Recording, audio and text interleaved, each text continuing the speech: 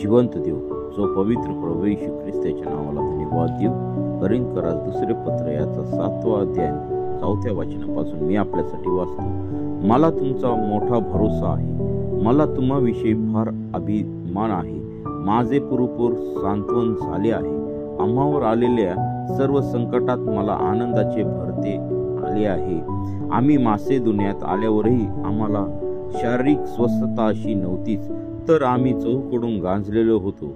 बाहेर भांडणतंटे, आत भीती, तथापि दिनांचे सांत्वन करणारा देव ह्याने तिताच्या येण्याकडून आमचे सांत्वन केले.